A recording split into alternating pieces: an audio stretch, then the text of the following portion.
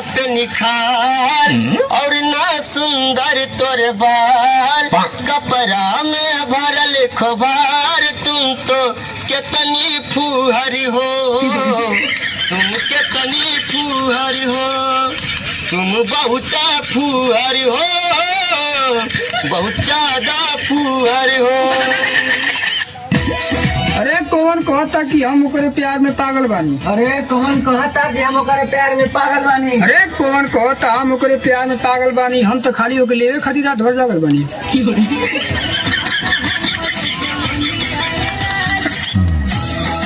का वो करे जा देबू का अरे अपन ओढ़निया जरुआ झूले खातिर।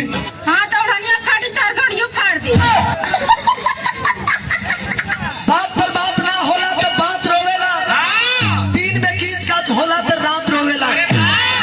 अगर दुल्हन कितनो सुंदर होखे हमारा लिए दुल्हा ना रहे तो पूरा बारात रोवेला। ए बेटा हाँ माता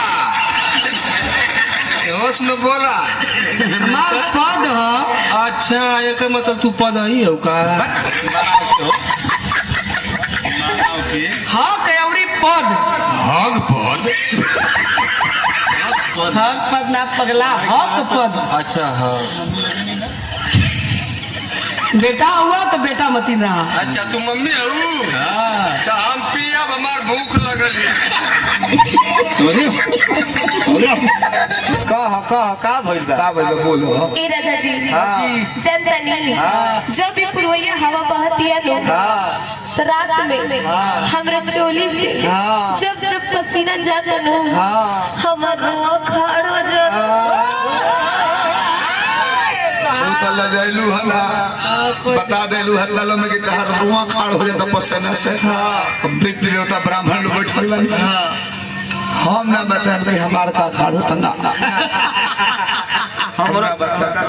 हाय दयाल लो एगो है मम्मी का करता रे छत पर चढ़ के हमरा कहियो टूकू ताकत रे इनका शर्म लाज नहीं थे। चुप रहो। अरे हमने के भाई वादी बिगड़ बोलू खून का रिश्ता बा हमने के।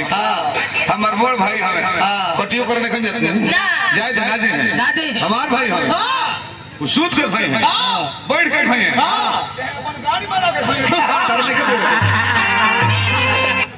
ए देर बाबू का हो बजी धोरे के तनी रोवे पिया दी। हाँ पिया दी हम लारवा में से पिया दी का